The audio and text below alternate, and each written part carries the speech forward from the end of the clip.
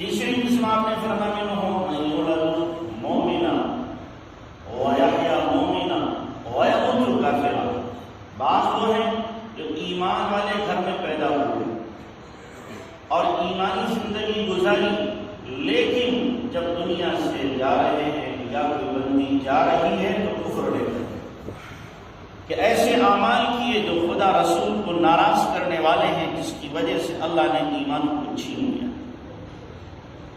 چوتھی قسم آپ نے فرمائی منہم من یولد کافرا ویحیا کافرا ویموت مومنا، کہ بعض قسمت کے اتنے دھنی ہوتے ہیں کہ کافر پیدا ہوئے، کافرانہ زندگی گزاری، لیکن ایسی قسمت لکھوا کے آئے تھے کہ جب دنیا سے گئے تو ایمان لے کر گئے۔ تو محترم خواتین، کہیں ایسا نہ ہو کہ ہماری بے خوفی کی وجہ سے، لاپرواہی کی وجہ سے ایمان ملا تو ہے ہمارے ساتھ نہ جائے۔ دنیا کے رجسٹر میں ہمارا ایمان والوں میں نام ہو، لیکن اللہ کے رجسٹر میں ہمارا ایمان والوں میں نام نہ ہو، اور یہ سرمایہ اور یہ بیش بہا نعمت جو اللہ نے عطا فرمائی ہے، ہم اس سے محروم کر دیے جائیں۔ اس سے ڈرنے کی ضرورت ہے، ڈرنے کی ضرورت ہے۔ اللہ کے نبی جناب رسول اللہ صلی اللہ علیہ وسلم کے واسطے سے جو ہمیں ایمان ملا ہے، اس ایمان کو بچانے کی کوشش کرو، اور یہ اسی وقت ہوگا جب دل کے اندر ایمان کی حقیقت ہوگی۔ ہم نے جب اس ایمان پر محنت کی ہوگی، آج مسئلہ یہ ہے کہ ایمان ہمیں مفت میں ملا ہے، وراثت میں ملا ہے، جس کی وجہ سے اس ایمان کی قدر و قیمت نہیں ہے۔ ایمان کی قیمت پوچھو بلال سے، ایمان کی قیمت پوچھو سمیہ سے، دو ٹکڑے ہونا گوارا کیا پر ایمان کا دامن چھوڑنا گوارا نہ کیا۔ دو ٹکڑے ہو گئی۔ ایمان کی قیمت پوچھو زنیرہ سے کہ نابینا کر دی گئی، لیکن ایمان نہیں چھوڑا۔ ایمان کی قیمت پوچھو حضرت صہیب سے، خباب سے، اور اسی طریقے سے حضرت بلال سے، ان سے ایمان کی قیمت پوچھو کہ انہوں نے اپنے ایمان کی حفاظت کے لیے کیا قربانی دی ہے۔ ایمان کی قیمت پوچھو خدیجہ سے، ایمان کی قیمت پوچھو اللہ کے نبی صلی اللہ علیہ وسلم کی بیٹی زینب سے، فاطمہ سے، کہ انہوں نے قربانی دی تھی ایمان کے لیے۔ تو اگر ایک عمل بھی شریعت کا چھوٹتا تھا اور نبی کا ایک طریقہ بھی چھوٹتا تھا، ان کی جان پر بناتی تھی، جان پر بناتی تھی۔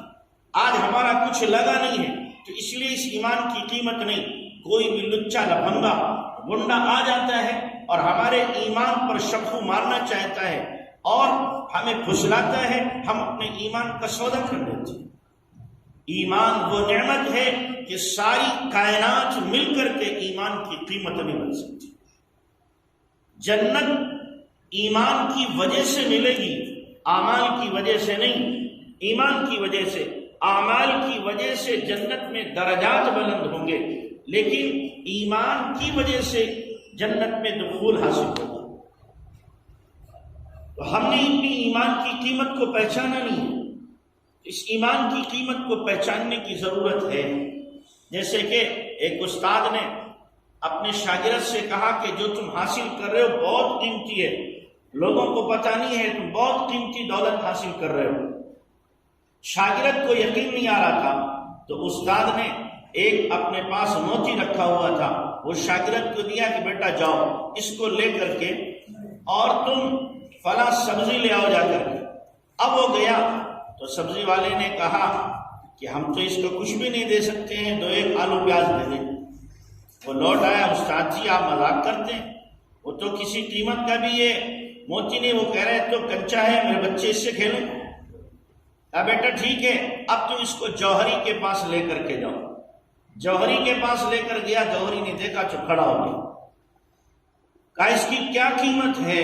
کہا اس کی قیمت میری ساری دکان چلی جائے تو بھی ادا نہیں ہو سکتی، ساری دکان میری لے لو تو بھی اس کی قیمت نہیں بن سکتی۔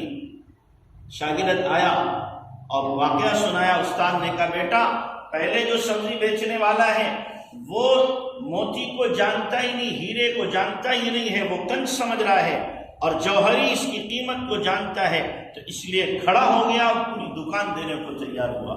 یہی حال ہمارے ایمان کا ہے کہ ہمیں اپنے ایمان کی قیمت نہیں معلوم ہے، کہ ہمارا ایمان کتنا قیمتی ہے. اس ایمان کی وجہ سے کائنات کا پورا نظام چل رہا ہے. اگر یہ ایمان نہ رہے، ایک اللہ اللہ کہنے والا دنیا میں نہ رہے، اللہ اس دنیا کے نظام کو تہس نہس کر دے، ختم کر دے. تو اس لیے اپنے ایمان کی قیمت کو سمجھو. کوئی کتنا بھی ہمیں لبھانے کی کوشش کرے اور وہ کہے کہ ہم تمہیں سونے میں لاد دیں گے، محلات میں ہم تمہیں رکھیں گے، سونے کا لقمہ روزانہ تمہیں کھلائیں گے، تمہاری ہر خواہش، ہر چاہت، ہر مراد پوری کی جائے گی، لیکن آپ اس سب کو پائے حقارت سے ٹھکرا دو کہ ہم اس پر تھوکنے کو بھی تیار نہیں ہے ایمان کے مقابلے میں. حقیقی ایمان جب آتا ہے تو آدمی سب کچھ لگا دیتا ہے، سب کچھ داؤں پر لگاتا ہے.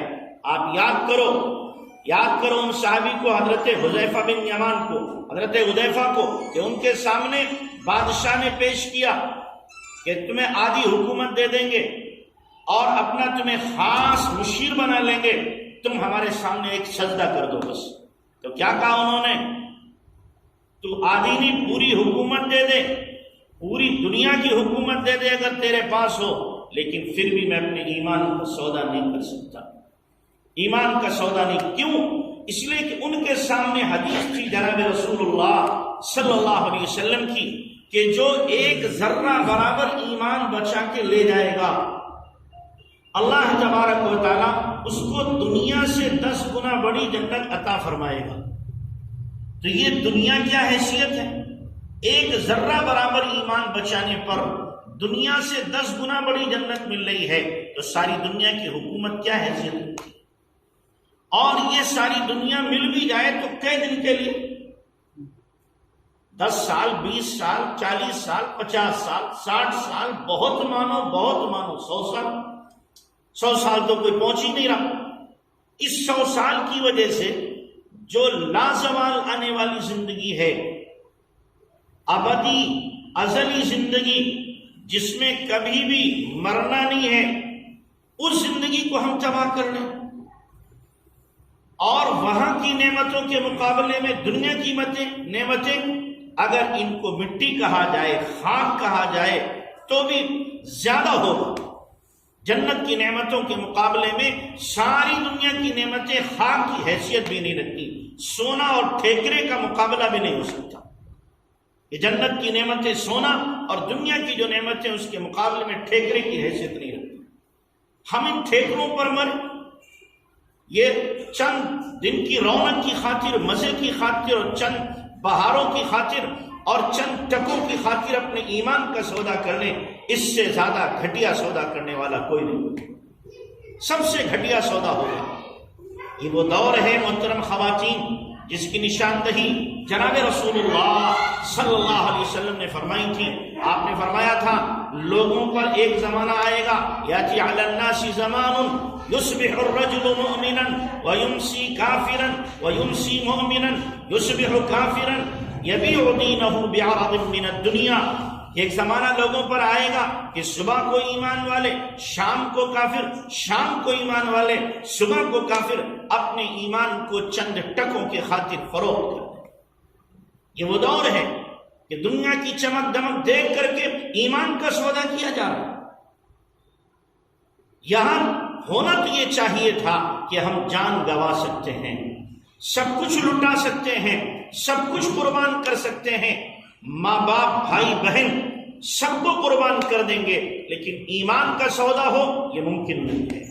یہ ممکن نہیں ہے. اور کرنے والوں نے کر کے دکھایا، کرنے والوں نے کر کے دکھایا. صحابیات نے سب کو چھوڑ کے دکھا دیا. ایمان لانے کے بعد ستایا گیا، گوارا ہے، لیکن ایمان پر آنچ آ جائے یہ گوارا نہیں ہے. ایک صحابیہ کو جب ایمان لائی تو پکڑا گیا اور پکڑ کے تکلیف دی جا رہی ہے، اور یہ کافر جا رہے ان کو لے کر کے ایک مقام پہ پہنچے جو بالکل بیابان جنگل ہے. تو انہوں نے تو خیمے لگائے، ان صحابیہ کو دھوپ میں بٹھا دیا. چلچلاتی دھوپ میں بیٹھی ہوئی ہیں. عرب کی دھوپ یہاں کی نہیں، جہاں اگر چربی ڈالی جائے زمین پر تو پگھل جائے دھوپ میں. ایسی گرمی انہیں دھوپ میں ڈالا گیا. ہاتھ پیر بندھے ہوئے ہیں، کیا کریں؟ آسمان کی طرف نظر اٹھائی اور اللہ سے کہا اے اللہ تو میرے حال کو دیکھ رہا ہے، تیری محبت کی وجہ سے، تیرے تعلق کی وجہ سے، تجھ پر ایمان لانے کی وجہ سے ان ظالموں نے میرا یہ حال کیا ہے۔ مولا پیاس لگ رہی ہے، پیاس لگ رہی ہے۔ حیات صحابہ میں ہے آسمان سے ڈول لٹکایا گیا، ڈول لٹکا، ان کے پاس پہنچا اور انہوں نے اس ڈول میں سے بھر کے پانی پیا منہ لگا کے، اور پھر کسی طریقے سے وہ پانی اپنے اوپر بھی ڈال دیا تاکہ گرمی کی شدت ختم ہو جائے۔ پانی پی لیا اور کافروں نے دیکھ لیا کہ یہ پانی پیا ہے تو کہنے لگے یہ عجیب عورت ہے، آسمان سے اس کے لیے پانی پیا۔ وہ کہتی اس پانی کے پینے کے بعد پھر زندگی بھر مجھے پیاس نہ لگی، زندگی بھر پیاس نہ لگی۔ تو میری ماں اور بہنوں، جب ایمان اپنی حقیقت کے ساتھ دل میں ہوگا تو اللہ تبارک و تعالیٰ کی مدد و نصرت اپنی کھلی آنکھوں سے آپ دیکھو، کھلی آنکھوں سے۔ صحابیات کے ساتھ یہ سب کچھ ہوا ہے۔ آپ نے سنا نہیں کہ حضرت خولہ بنت ثعلبہ رضی اللہ تعالی عنہ اللہ کے نبی صلی اللہ علیہ وسلم کی خدمت میں آ کے عرض کر رہی ہے، اللہ کے نبی میرے شوہر نے مجھ سے زہار کر لیا ہے۔ زہار کا مطلب ہوتا ہے شوہر بیوی سے کہہ دے تو میرے اوپر میری ماں کی طرح حرام ہے، بہن کی طرح حرام ہے، یا خالہ پھوپھی کی طرح حرام ہے، محرمات ابدیہ میں سے کسی ایک کے ساتھ تشبیہ دے دے تو یہ حرام ہو جاتی ہے۔ اس وقت حکم یہ تھا کہ 3 طلاقیں اس سے پڑ جائیں گی۔ یہ آئی خولہ اللہ کے نبی کے پاس، کہنے لگے اللہ کے نبی میرے شوہر نے زہار کیا، میرے لیے کیا حکم ہے؟ آپ نے فرمایا تیرے لیے حکم یہ ہے کہ 3 طلاق ہو گئی۔ خولہ کہنے لگے اللہ کے نبی نہیں، میرے بارے میں سوچئے، میرے بارے میں سوچئے۔ آپ نے فرمایا خولہ یہی حکم ہے؟ وہ کہنے لگے نہیں، میرے بارے میں سوچئے۔ قرآن کہہ رہا ہے قد سمع اللہ قول التی تجادلک فی زوجہا، کہ اپنے شوہر سے وہ جھگڑ رہی ہے، اللہ کے نبی سے جھگڑ رہی ہے کہ اللہ کے نبی میرے لیے حکم کوئی اور ہونا چاہیے۔ آپ نے فرمایا خولہ یہی حکم ہے؟ کہنے لگے اللہ کے نبی آپ سوچئے۔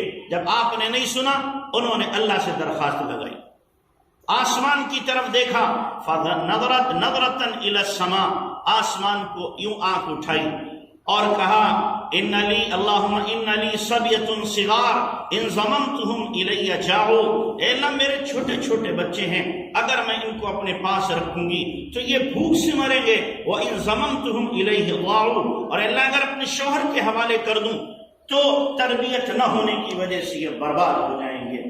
اور آنکھ جو اٹھائی ہے اللہ کی طرف دیکھا ہے، ہلچل مچ گئی۔ ہاں کبھی تعلق تھا اللہ سے، کبھی ہم میں تم میں بھی راہ تھی، کبھی ہم میں تم میں بھی چاہ تھی، کبھی ہم بھی تم بھی تھے آشنا، تمہیں یاد ہو کہ نہ یاد ہو، کبھی تھا اللہ سے تعلق۔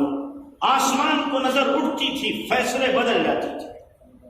کہنے لگی انزل فی شانی، اللہ اکبر، کیا جملہ کہا، انزل فی شانی، اللہ میرے حق میں قرآن اتار دے، میرے حق میں قرآن اتار دے۔ کیا مطلب؟ نبی کے خلاف میرے حق میں قرآن اتار۔ چنانچہ رونا انہوں نے شروع کیا، اتنے میں اللہ کے نبی پر وحی کے آثار ظاہر ہونے لگے۔ حضرت عائشہ موجود تھی، کہنے لگی ارے چپ کر خولہ، نبی پر وحی نازل ہو رہی ہے۔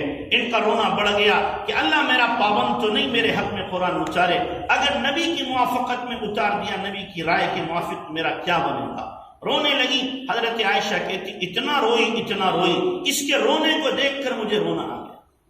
تھوڑی دیر کے بعد آثار وحی ختم ہوئے، اللہ کے نبی صلی اللہ علیہ وسلم نے فرمایا ابشری یا خولہ، ابشری یا خولہ، خولہ بشارت ہو، بشارت ہو، اللہ نے تیرے حق میں قرآن اتار دیا ہے، تیرے حق میں قرآن اتار دیا ہے۔ اب زہار کا مسئلہ 3 طلاق کا نہیں ہے، یا تو 60 روزے رکھے یا پھر 60 مسکینوں کو کھانا کھلائے، یہ حکم آ گیا ہے، یا غلام آزاد کرے۔ تو کبھی اللہ سے جب تعلق تھا کہ میرا اگر کوئی بھی نہیں، شوہر نہیں، باپ نہیں، بھائی نہیں، دوسرے میرے رشتہ دار نہیں، بھائی بند نہیں، پر میرا اللہ تو میرے ساتھ ہے، میرا اللہ تو میرا ساتھ ہے، میں اپنے اللہ سے کہوں گی اللہ نظام کو بدلے گا، میں اپنے اللہ سے کہوں گی اللہ میری سنے گا اور میری مصیبت کو، میری مشکل کو دور کرے گا۔ آپ کہاں جا رہے ہیں؟ کہاں قدم آپ کے پڑ رہے ہیں؟ چند لٹیرے آ کر کے، چند گنڈے آ کر کے آپ کو لبھاتے ہیں، آپ لب جاتی ہوں گے، ان کے بہکاوے میں آ جاؤ۔ ہماری بچیاں جنہوں نے مسلمان ماؤں کا دودھ پیا ہے، مسلمان باپ نے جس کو محبت دی ہے، مسلمان بھائیوں نے جنہیں دلار دیا ہے، مسلمان آنگن میں اپنے بھائی بہنوں کے ساتھ کھیلی ہیں، وہ کسی لچے لفنگے کے ہاتھ چلی گئے؟ ایمان کا سودا کرنے کوئی گنڈا آئے اور آ کر کے چند محبت کے بول بولے جھوٹے اور ہم اس کے ساتھ بولیں، باپ کی محبت ختم، ماں کی محبت ختم، بھائیوں کی محبت ختم، گنڈے قبیلے کی محبت ختم۔ ماں نے جو مصیبتیں، جو تکلیفیں اٹھائیں، وہ ساری کی ساری آپ نے فراموش کر دی چند جھوٹے جملوں کی خاطر۔ جو آپ کی زندگی کو تباہ کرنا چاہیں، برباد کرنا چاہیں، آپ ان کے ساتھ ہو جائیں گی۔ اللہ کی محبت کو بھی بھولا دیا۔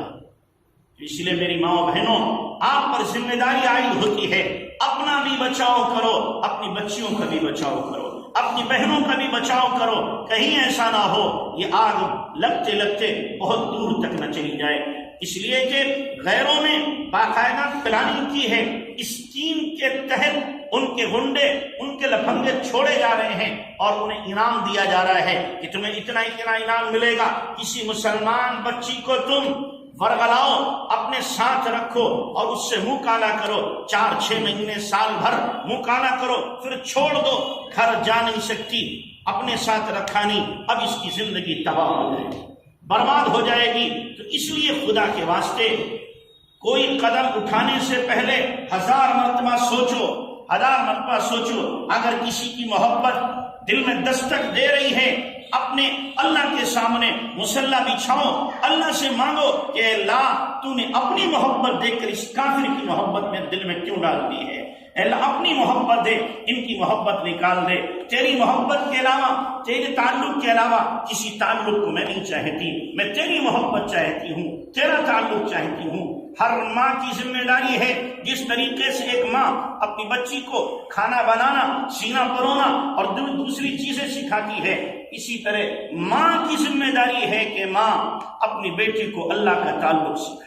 ماں کی ذمہ داری ہے ایمان کی قیمت بتائے، ماں کی ذمہ داری ہے خدا کے سامنے ہاتھ اٹھا کر مانگنا سکھائے۔ آج ماں کیا کرتی ہے؟ بچی پیدا ہوتی ہے، پیدا ہوتے ہی اس کے لیے زیورات کی تیاری، ناک کا زیور، کان کا زیور، ہاتھ کا زیور، پیر کا زیور، گردن کا زیور، کانوں کا زیور، تمام انگ کے زیور تیار کر لیے۔ رخصتی کا وقت آیا، بچی کو زیور سے سجا دیا، سجا کر کے رخصت کر کے خوش ہو رہی ہے، میں نے اپنی بچی کے تمام زیورات کو تیار کیا ہے۔ لیکن میں کہوں گا اے ماں تو نے ایک زیور نہیں دیا ہے، ایک زیور نہیں دیا ہے، ایک انگ اس کا زیور سے خالی ہے، وہ دل ہے۔ اس دل میں تو نے ایمان کی عظمت ڈالی کہ نہیں ڈالی؟ اس دل میں تو نے اللہ رسول کی محبت ڈالی کہ نہیں ڈالی؟ اس دل میں تو نے اللہ کا تعلق دیا یا نہیں دیا؟ اس دل میں تو نے مصلی پر بیٹھنا سکھایا کہ نہیں سکھایا؟ اللہ سے مانگنا سکھایا کہ نہیں سکھایا؟ اگر نہیں سکھایا ہے تو تو نے اپنی بچی کو ننگا روانہ کیا ہے، کوئی زیور اسے نہیں پہنایا، کوئی زیور اسے نہیں دیا ہے۔ اور اگر اس کو اللہ رسول کا زیور دیا ہے، اللہ رسول کی محبت دی ہے، دین کی عظمت، دین کا تعلق اگر اس کو دے دیا ہے تو یقیناً کوئی زیور اور نہ دو، کسی انگ کا زیور نہ دو، سارے زیورات آپ نے اپنی بچی کو دے دیے۔ یہ اللہ سے مانگے گی۔ اگر آپ نے اللہ سے تعلق نہیں دیا، سسرال میں جا کر کے کوئی مصیبت آئے گی، باپ کا سر کھائے گی، ماں کا سر کھائے گی کہ تم نے مجھے کن ظالموں کے حوالے کیا ہے، وہ تو بھیڑیوں جیسے ہیں، وہ بہت گندے ہیں، ساس میری ڈائن ہے، سسر میرا ظالم ہے، شوہر میرا کسی اور سے محبت کرتا ہے، 1000 بہانے کرے گی، آپ کو ستائے گی۔ لیکن اگر اللہ کا تعلق دیا ہوگا، اللہ سے محبت دی ہوگی، مصلی پر بیٹھنا سکھایا ہوگا، اللہ سے مانگنا سکھایا ہوگا، کوئی مصیبت، کوئی افتاد، کوئی پریشانی آئے گی، آپ سے نہیں کہے گی، رات میں اٹھ کر کے وضو کرے گی، 2 رکعت نماز پڑھے گی، اللہ سے مانگے گی اے اللہ میرے شوہر کا دل بھی تیری 2 انگلیوں کے بیچ میں ہے، میرے سسر کا دل بھی 2 انگلیوں کے بیچ میں ہے، اور میری سانس کا دل بھی تیری مٹھی میں ہے۔ اے اللہ ان کے دلوں میں اگر میرے لیے گنجائش نہیں ہے، تو ہی گنجائش پیدا کرنے والا ہے۔ ان قلوب بنی آدم بین اصبع الرحمن یقلبها کیف یشاء، تمام انسانوں کے دل اللہ کی 2 انگلیوں کے بیچ میں ہے، جیسا اللہ چاہتا ہے الٹتا رہتا ہے۔ تو اس لیے اپنی بچیوں کو اللہ کا تعلق دو، اللہ کی محبت دو، دین کی عظمت دو، मुसल्ले पर बैठना सिखाओ इन्हें, अल्लाह से मांगना सिखाओ इन्हें। ये जिम्मेदारी है हर माँ की। और जिस बहन को आता है वो अपनी दूसरी बहनों को बताए। आप यहाँ चंद आई होगी, लेकिन आपके ताल्लुकात सैकड़ों बहनों से होंगे, उनको भी पहुंचाओ कि खुदा के वास्ते अपने ईमान का सौदा ना करो, ईमान का सौदा ना करो। हम तालीम के मुखालिफ नहीं हैं, लेकिन जो तालीम हमारे ईमान पर ज़र्ब लगा दे, जो तालीम हमें बेहया बना दे, जो तालीम हमें गैरों से ताल्लुक सिखा रही हो, हम उस तालीम पर थूकने को भी तैयार नहीं, हम उस तालीम के कायल नहीं हैं। हाँ, जो तालीम तहजीब सिखाती हो, इंसानियत सिखाती हो, आदाब सिखाती हो, अखलाक सिखाती हो, उस तालीम को हम सर पर रखने को तैयार हैं। और इसके लिए गैरों के जो स्कूल हैं, अपने आप को बचाओ, जाहिल रहना गवारा करो, गैरों के स्कूलों में ना जाओ। जो आपके स्कूल हैं, मुसलमानों ने खोले हैं, यहाँ भी स्कूल हैं और भी आपके इस कस्बे में होंगे, उन स्कूलों में आप थोड़ी तालीम ले लो, हाई स्कूल तक पढ़ लो, या इसी तरीके से आप इंटर कर लो, ज्यादा ना तालीम लो, जरूरत नहीं है। आपके ऊपर कोई जिम्मेदारी अल्लाह ने नहीं रखी। खिलाना पिलाना, बाप के घर में रहो, बाप खिलाएगा। शौहर के पास जाओ, उसकी जिम्मेदारी है कि वो आपकी तमाम जरूरियात को पूरा करे। और अगर शौहर चला जाए, औरत की जिम्मेदारी है आपकी जरूरियात को पूरा करे। आपकी जिम्मे अल्लाह ने कमाना लगाया ही नहीं है, बस बहुत हो गया, हाई स्कूल कर लिया, इंटर कर लिया, अब ये आगे की तालीम। अगर किसी माँ बाप के दिल में है मैं अपनी बच्ची को डॉक्टर बनाऊं, ठीक है बनाओ, पहले वहां जाकर के घर अपना लो, किराए पर रहो, रोजाना बच्ची को बाप लेकर के जाए कॉलेज में, और फिर रोजाना लेकर के वापस आए। वहां छोड़ने की इजाजत नहीं है कि कॉलेज में छोड़ दिया, यूनिवर्सिटी में बच्ची को छोड़ दिया, अब वो यारबाजी कर रही है और नामालूम किससे दीदाबाजी कर रही है, बेहयाई का इर्तिकाब कर रही है, फिर हम कहेंगे डॉक्टर बनाना हराम है, ऐसी शक्ल में हराम है। हाँ, आप साथ रहो, पढ़ाओ जा करके, हम इजाजत देंगे, लेकिन बच्ची खुद जा रही है, खुद आ रही है, ना मालूम क्या क्या हरकतें हो रही हैं, और आप इसको तालीम कहो।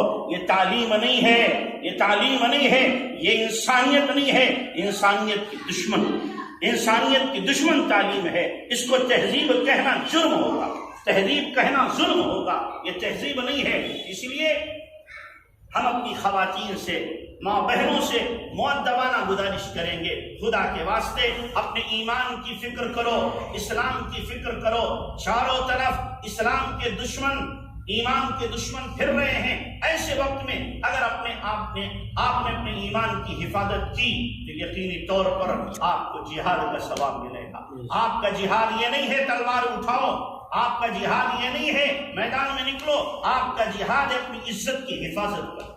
आपका जिहाद है, अगर अल्लाह ने आपको औलाद दी है, इस औलाद को दीन सिखाओ, इनको ईमान सिखाओ, इनको तहजीब सिखाओ, इनको इस्लाम सिखाओ। आपका जिहाद ये है, आपका जिहाद ये नहीं है बाहर निकलो फिरो जा करके, ये नहीं आपका काम है। आपका काम घर की जीनत बनना है, घर की रानी बनना है, घर को सलीके से रखना है। आप बच्चों की दीनी तरबियत करो, दीनी ज़हनसाजी करो, उनको सहाबा के वाक़यात सुनाओ, अंबिया के वाक़यात सुनाओ, औलिया किराम के वाक़यात सुनाओ, नबी की सीरत सुनाओ, अंबिया की सीरत सुनाओ, अल्लाह वालों की सीरत सुनाओ, ताकि उनके दिलों में ईमान की अज़मत पैदा हो, ईमान की मोहब्बत पैदा हो, अल्लाह वालों की मोहब्बत पैदा हो, जनाब रसूलुल्लाह सल्लल्लाहु अलैहि वसल्लम की मोहब्बत पैदा हो। ये सुनाने की जरूरत है। आज हर बच्ची के हाथ में मोबाइल, हर बच्चे के हाथ में मोबाइल दे दिया। बच्ची के हाथ में मोबाइल आने का मतलब है बाप ने बेहया बनने का सामान दे दिया, बेहया बनने का सामान दे दिया है। मैं आप जो छोटी हैं उनसे बहन कह के कहूंगा, जो बड़ी हैं उन्हें माँ कह के कहूंगा कि खुदा के वास्ते अपने घरों में सख्ती से ताकीद कर दो। मोबाइल किसी बच्ची को उठाना नहीं है, कितना ही फोन आए तुम्हें नहीं उठाना, किसी का भी फोन आए उठाना नहीं है। हाँ, अगर अपने महरम का आ रहा है, मामू का फोन आ रहा है, और इसी तरीके से भाई का फोन आ रहा है, अब्बा का रहा, ठीक है उठा लो। किसी और का फोन आता है, उठाने की जरूरत नहीं है, इसलिए कि बात करोगी, बात से बात निकलेगी, और फिर ना मालूम बात कहाँ तक चली जाएगी। तो अपनी हिफाजत खुद करो, اپنی حفاظت خود کرو، اپنی بچوں کی تربیت کرنا یہ ماں کی ذمہ داری ہے۔ آج بھی ایسی تربیت کرنے والی ہیں کہ سن کر کے حیرت ہوتی ہے۔ ہمارے حضرت نے لکھا کہ حضرت کے پاس میں ایک خاتون آئی اور آ کر کے کہا میرے بچے کا سبق سن لیجیے۔ حضرت نے کہا سناؤ۔ بچے کو کھڑا کیا، 2 سال کا بچہ تو صحیح سے کھڑا بھی نہیں ہو پاتا، اپنی بات کہہ نہیں پاتا۔ حضرت سمجھے کلمہ وغیرہ سنائے گا، بچے سے کہا بیٹا سناؤ سبق۔ اس نے کہا اعوذ باللہ من الشیطان الرجیم بسم اللہ الرحمن الرحیم تبارک الذی بیدہ الملک وہو علی کل شیء قدیر الذی خلق الموت والحیاۃ لیبلوکم ایکم احسن عملا وہو العزیز الغفور۔ پوری سورہ ملک کو سنا دی 2 سال کے معصوم بچے۔ حضرت بھی حیرت میں رہ گئی، یا اللہ اس معصوم کو یاد کیسے ہوئی؟ 2 سال کا بچہ ہے جس کی زبان میں تتلاہٹ ہے، پوری بات کر نہیں سکتا، یہ کیسے یاد کر رہا ہے؟ پوچھا پردے سے کہ بہن اس بچے نے کیسے یاد کی سورہ ملک؟ کہنے لگی جب سے یہ نعمت اللہ نے مجھے دی تھی، پیٹ میں یہ جب سے آیا تھا اس وقت سے لے کر کے روزانہ میں نے اپنے بچے کو سونے سے پہلے اور اپنے لیٹنے سے پہلے سورہ ملک پڑھی ہے۔ آج یہ مبارک دن آیا ہے کہ میرے بچے کو سورہ ملک یاد پڑی۔ یہ بھی ایک ماں ہے، ایسی بھی مائیں ہوتی ہیں۔ اللہ ایسی مائیں دے دے۔ اب ایسی مائیں پیدا ہونا بند ہو گئی۔ اب تو آپ برا نہ مانے مائیں ہیں لیکن سانپ جن رہی ہیں جو معاشرے کے اندر گندگی پھیلاتے ہیں، ننگاپن پھیلاتے ہیں، کاتے ہوئے جاتے ہیں۔ ارے اپنی گود کو ولیوں کے لیے رکھو کہ آپ کی گود میں ولی جنم لے، اللہ کے نیک بندے جنم لیں۔ آپ جب گود میں لے کر کے اپنے بچے کو قرآن پڑھو گی، ذکر کرو گی، اللہ کا نام لو گی، تو یہ بڑے ہو کر کے یقیناً ولی بنے گا۔ اور آپ نے بچے کو گود میں لیا، گانا آپ سن رہی ہو، موبائل آپ دیکھ رہی ہو، تو بچے کے اوپر وہی اثرات منفی مرتب ہوں گے۔ میری بہنوں ایسے بھی ابھی حالات ہیں۔ ہمارے مولانا منیر صاحب بمبئی میں کالینہ مسجد میں رہتے تھے، میری ان سے کئی مرتبہ ملاقات ہوئی۔ ایک مرتبہ فرمانے لگے ایک بچی کا باپ آیا جو بچی 17-18 سال کی ہے، اور کارگزاری سنانے لگا کہ میری بچی کو اللہ کے نبی کی 50 مرتبہ زیارت ہو چکی ہے۔ 50 مرتبہ 17-18 سال کی بچی کو اللہ کے نبی کی زیارت خواب میں ہو چکی۔ حضرت نے پوچھا بھائی تمہاری بچی کا عمل کیا ہے؟ کہنے لگے میرے بچی کا 3 عمل ہیں خاص جس کی وجہ سے اللہ نے یہ نعمت دی ہے۔ کہا 3 عمل کون سے؟ کہا پہلا عمل یہ ہے کہ اذان ہوتے ہی میری بچی نماز پڑھتی۔ یہ کون سا خاص عمل ہے؟ کہ خاص عمل یہ ہے اگر روٹی بنا رہی اذان ہو گئی تو روٹی چھوڑ دے گی، پہلے نماز پڑھے گی۔ جھاڑو لگا رہی اذان ہو گئی، وہیں پہ جھاڑو چھوڑے گی، پہلے نماز پڑھے گی۔ برتن دھو رہی ہے، اذان ہو گئی، برتن وہی چھوڑے گی، پہلے نماز پڑھے گی۔ مہمان عورتیں آ گئی، اذان ہو رہی، بٹھائے گی، فوراً نماز پڑھے گی۔ یہ ہے اذان ہوتے ہی نماز پڑھ کا ایک عمل تو یہ ہے۔ ورنہ عام طور سے ہماری مائیں بہنیں جب آخر وقت نماز کا ہوتا ہے اٹھتی ہیں، جلدی خلاف سنت وضو کیا اور ٹھونگے مار لی، چل ہو گئی نماز۔ نہیں، اطمینان سے نماز پڑھی جائے، سنت کے موافق وضو کیا جائے۔ اور کا دوسرا عمل میری بچی کا یہ ہے روزانہ تہجد میں 1.25 گھنٹہ اللہ سے دعا مانگتی ہے۔ 1.25 گھنٹہ روزانہ دعا مانگتی ہے۔ جو 1.25 گھنٹہ دعا مانگے گی تو کم سے کم 1 گھنٹہ تو تہجد بھی پڑھے گی۔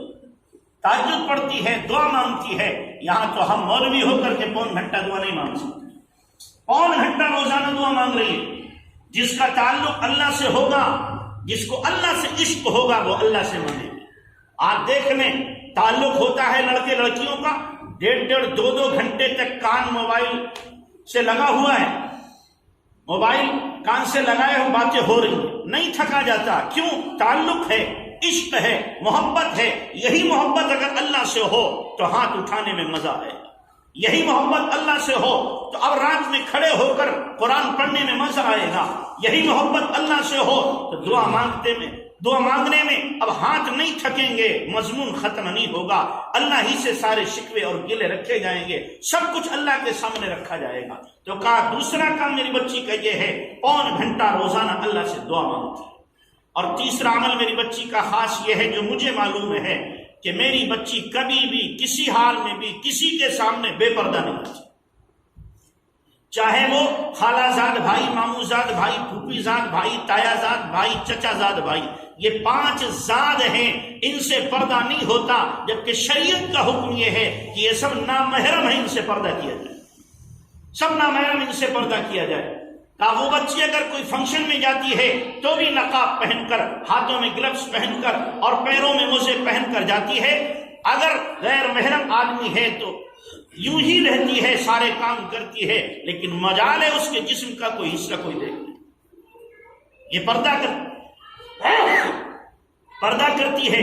آج مسلمان عورتوں کو پردہ عیب معلوم ہو، مسلمان بچیاں پردہ کرنا اپنے لیے معیوب سمجھ رہی ہیں، فیشن کے خلاف سمجھ رہی ہیں۔ ارے یاد کرو زمانے جاہلیت کو قرآن نے کیا کہا؟ وَلَا تَبَرَّجْنَ تَبَرُّجَ الْجَاهِلِيَّةِ الْأُولَىٰ وَأَقِمْنَ الصَّلَاةَ وَآتِينَ الزَّكَاةَ وَأَطِعْنَ اللَّهَ وَرَسُولَهُ۔ اللہ کے نبی صلی اللہ علیہ وسلم کی ازواج مطہرات کے لیے، ہم سب کی ماؤں کے لیے اللہ نے فرمایا تھا زمانے جاہلیت میں عورتیں ننگی نکلا کرتی تھی، بے محابہ نکلا کرتی تھی، بے حیائی کے ساتھ نکلا کرتی تھی۔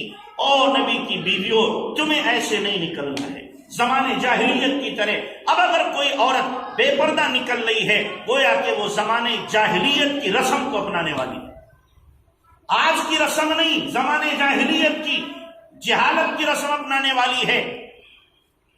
یہ سب سے زیادہ اولڈ فیشن ہے، یہ عورت سب سے زیادہ دقیانوس ہے۔ کیوں؟ یہ سب سے زیادہ قدامت پسند ہے، اس لیے کہ اس نے 1400 سال پہلے کے فیشن کو اپنایا ہے۔ بعد میں جو فیشن نبی نے دیا، جو طریقہ نبی نے دیا، وہ حیا کا طریقہ دیا ہے، وہ نقاب کا طریقہ دیا ہے، وہ چھپنے کا طریقہ دیا ہے۔ قرآن نے جس کا اعلان کیا ہے یا ایھا النبی قل لازواجک وبناتک ونساء المؤمنین یدنین علیہن من جلابیبہن، اے نبی اپنی بیویوں سے، بیٹیوں سے، ایمان والے عورتوں سے کہو کہ جب وہ نکلیں اپنے گھروں سے تو پردے کے ساتھ نکلا کریں۔ یہ دیا نبی نے پیغام، نبی نے پیغام یہاں تک دیا۔ قرآن نے فرمایا، اللہ حکم دے رہا ہے کہ دیکھو وَلَا يَضْرِبْنَ بِأَرْجُلِهِنَّ لِيُعْلَمَ مَا يُخْفِينَ مِنْ زِينَتِهِنَّ، کہ مسلمان عورت گھر سے نکلے تو پیر میں اگر اس کے زیور ہے تو اتنی زور سے پیر نہ رکھے اس زیور کی جھنکار کسی غیر مرد کے کان میں پڑ جائے۔ جس دین نے اتنی حیا سکھائی ہو اس دین کی ماننے والی بچیاں بے حیا ہو جائیں، بے نقاب ہو جائیں، بازاروں کی زینت بن جائیں اور غیروں کے ساتھ اپنے تعلق کو قائم کر لیں، اس سے زیادہ افسوس کی اور اس سے زیادہ رونے کا اور کوئی مقام نہیں ہو سکتا، کوئی نہیں ہو سکتا۔ تو اس لیے میں اپنی بہنوں سے اور ماؤں سے عرض کروں گا، خدا کے واسطے اپنے ایمان کی حفاظت کرو، اپنے اسلام کی حفاظت کرو۔ تم رقیہ کی ماننے والی ہو، فاطمہ کی ماننے والی ہو، تم عائشہ کی ماننے والی ہو، ام کلثوم اور زینب کی ماننے والی ہو، یاد کرو فاطمہ کی حیا کو کہ اللہ کے نبی نے فرمایا بیٹی تم نے چاند دیکھا ہے آج؟ فرمایا نہیں دیکھا۔ کیوں بیٹی؟ آج پہلی کا چاند ہے، مرد دیکھتے ہیں ان کی نظریں جا کر چاند سے ٹکراتی ہیں، میں دیکھوں گی میری نظر مردوں کی نظر سے چاند میں جا کے ٹکرائے گی، میں اس کو بھی حیا کے خلاف سمجھتی ہوں، اس کو بھی حیا کے خلاف سمجھتی ہوں۔ میری ماں بہنوں، آپ تو ان کا نام لینے والی ہو، ان سے اپنی نسبت کو جوڑنے والی ہو، کہاں بے حیائی کا ارتکاب اور کہاں بے پردگی کا ارتکاب، یہ تو ایک مسلمان عورت سوچ بھی نہیں سکتی، اس کا تصور بھی نہیں کر سکتی۔ اس لیے آج یہاں سے عزم کر کے جاؤ، ایک نیا ارادہ لے کر کے جاؤ کہ ہمیں اب اپنے آپ کو بھی بچانا ہے اور ہماری جو بہنیں تعلق والی ہیں ان کو بھی بچانا ہے، اور حیا کے ساتھ، پردے کے ساتھ رہنا ہے، تعلیم حاصل کرنا ہے، اسلامی جو اسکول ہیں ان میں حاصل کرنا ہے، ہمیں غیروں کے اسکول میں جہاں مخلوط تعلیم ہوتی ہو وہاں نہیں جانا ہے۔ اس لیے عزم کر کے جائیں، یہ ارادہ کر کے جائیں، اللہ عمل کی توفیق عطا فرمائے۔ وآخر دعوانا ان الحمد للہ۔